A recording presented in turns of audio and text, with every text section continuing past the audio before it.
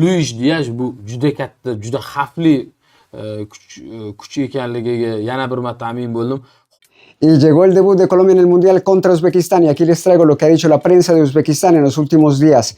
Hablan bastante del partido contra Costa Rica. Ellos vieron ese partido contra Costa Rica y lo comparan con su partido con Canadá. Ellos jugaron con Canadá en la misma fecha, comparan a Canadá con Colombia, que es medio raro, pero hablan de eso, hablan de otras cosas, de cómo jugarles. Hablan bastante del efecto que va a tener los hinchas en el estadio porque va a estar lleno de amarillo, así como yo. Aquí me pueden ver, estoy preparado. Me voy a México, por si no lo sabían, estaré ya en el estadio viendo el partido, estaré fuera del estadio grabando cositas, dentro del estadio, después del partido, todo eso. Si ustedes van al estadio y me ven de amarillo, salúdenme. El video de esa experiencia se los voy a traer el viernes, porque el jueves estoy en tránsito, estaré viajando de regreso, así que no podré traerles el video tan rápido, pero espero que tengan paciencia y el viernes les traigo todo eso. Esto es Golazo, suscríbanse al canal, denle like al video. El video, por cierto, comienza con dos jugadores hablando de Colombia. Así que ahí los dejo, disfruten, nos vemos el viernes con todas las imágenes.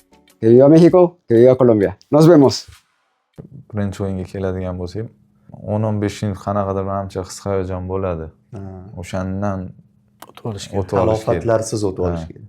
O'shandan o'tib olsak yomon bo'lmaydi deb o'ylayman. Ular asosan shu dastlabki daqiqalarda juda katta bosim bilan muxlislarning hisobiga, keyin o'zi pressingini Luis Diaz hisobiga gol urib olishimiz kerak degan fikrda. O'yin qancha temp pasaysa, o'sha bizga yaxshi bo'ladi deb o'ylayman. U pasaytirishyapti, suv ham berish, suv ichish bor, boshqa bor. O'sha baribir boshida qiyin bo'ladi shu 10-15 minut. O'shandan yaxshi o'tib olishimiz kerak. O'zi hamma narsani plus minus tarafi bo'ladi. Kolumbiyaliklar stadionni to'ldirib tashlashi, bu bir tomondan ruhlantirsa kerak futbolchilarni, oldinga yugurishga majbur. Boshqa tarafdan nimadir xato bo'lib qolsa, reaksiyaga anaqa berilib, xayol ketib qolib, shunaqa narsa ham shu plus minuslarini solishtirganda stadion ular taraf bo'lishi ularga qanchalik plus deb o'ylaysiz? Yo bu joy rol o'ynaydi.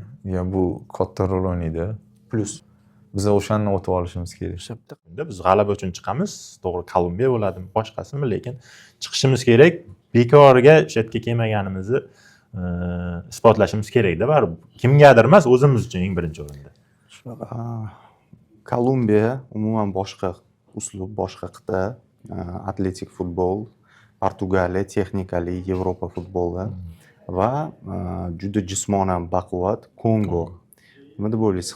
Usluban bizga qaysi biri qulayroq yoki noqulayroq? Bizga qulay, menimcha Kolumbiya bilan Kongo, chunki baribir biz kurasha olamiz. Portugaliya texnik jihatdan juda kuchli bo'lgani uchun baribir to'g'risini aytish kerak, to'p olishimiz qiyin bo'ladi. Lekin o'sha aytganimdek Kongo va Kolumbiya bilan kurasha olamiz deb men bemalol ayta olaman. Kanadani tanlanganligini yana bitta sabablaridan biri mezbonlik faktori. Ya'ni biz Kolumbiyaga qarshi endi garchi o'yin Meksikada bo'lgan taqdirda ham his qilib turibmizki, o'yin qanaqa aurada o'tishi. Ya'ni o'yin qanaqa aurada o'tishi. Ya'ni stadionni katta ehtimol bilan qanaqadir 60-70% qismini kolumbiyaliklar egallab oladi baribir. Latin Amerikasi bo'ladi.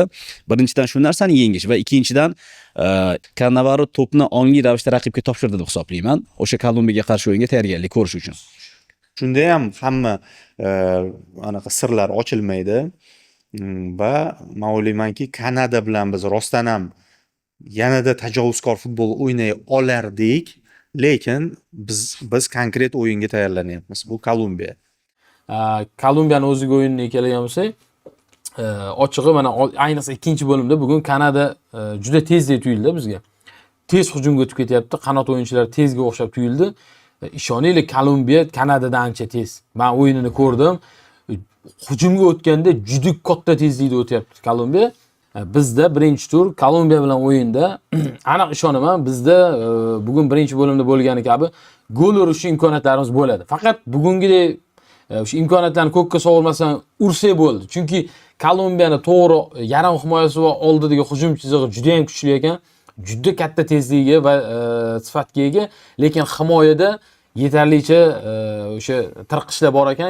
Va o'ylaymanki, Kolumbiyani bunaqa himoyasiga qarshi O'zbekiston bemalol vaziyatlar yarata oladi, lekin orqada juda ham ehtiyot bo'lish kerak. Kolumbiyada shunaqa bo'ldiki, zaxirada ham anchagina yaxshi o'yinchilar qoldi. James Rodriguez, ana asosiy hujumchisi Luis Suarez, Portugaliya chempionati to'purari, Quintero degan o'yinchilar bor. O'shalar zaxiradan tushdi.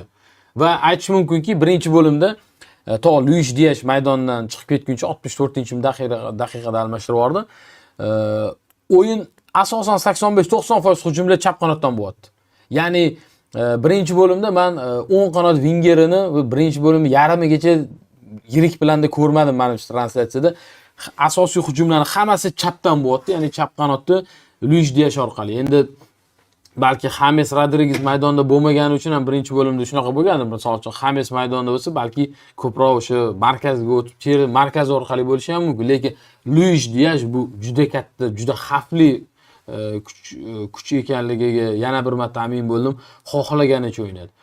Golida ham agar kimda imkoni bo'lsa qidirib topib ko'rishi mumkin. Luis Diazning golini kulib, raqib ustidan kulib gol urdi. O'ngda. Bu nimaga o'ngda o'ynadi?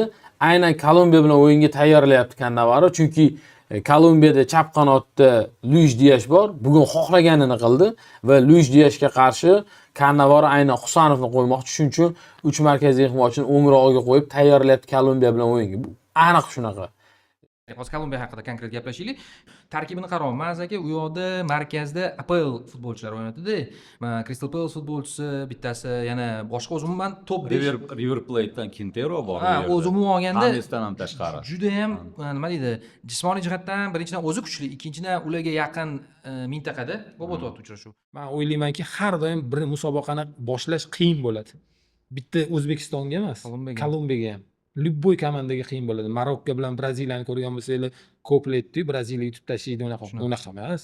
Men Marokko yutadi dedim. Balkim Kolumbiya keyin bo'shashib chiqardi. Tushunasizmi? Bu bora ham shunaqa narsa bo'ladi. 100% bo'ladi. Biz ham misol uchun o'sha milliy terma jamoalarda bir xil jamoalarga qarshi chiqardik. Pastroq komandalarga qiynalardik. Nimaga? Mensilmasdan chiqadi, yo bo'lsa bemalolroq chiqadi. Tayinla konsentratsiya unaqa kuchli 100% talik bo'lmaydi. Men o'ylaymanki, anaqa ham Kolumbiya ham, Portugaliya ham O'zbekistonga qaramayotgandir. Hozir o'zbek futbolistlarning ichidan 4-5tasini tanimasa. Shunaqa. O'zi kayfiyat ham shunaqa, atrofda o'sha treneri ko'proq tanishadi lekin. Treneri bilishadi. Menda umid bor baribir. Komandamizni xudo xolasa zo'r birinchi o'yinda xudo xolasa Kolumbiya bilan ijobiy o'yin bo'ladi deb o'ylayman men. Portugaliya bilan qiyin bo'ladi, Kongo bilan eng qiyini bo'ladi. Raqiblarimiz ustunligi aniq, ular tezligi aniq, ular to'psiz juda zo'r harakat qilishi ham aniq. Shunchaki ozgina duh qo'shadigan bo'lsak, lekin men sal ishonchim borki, rasmiy o'yinda keladi deb o'ylayman baribir. Rasmiy o'yinda paydo bo'ladi o'sha narsa degan sal bo'lsa ham umidim bor.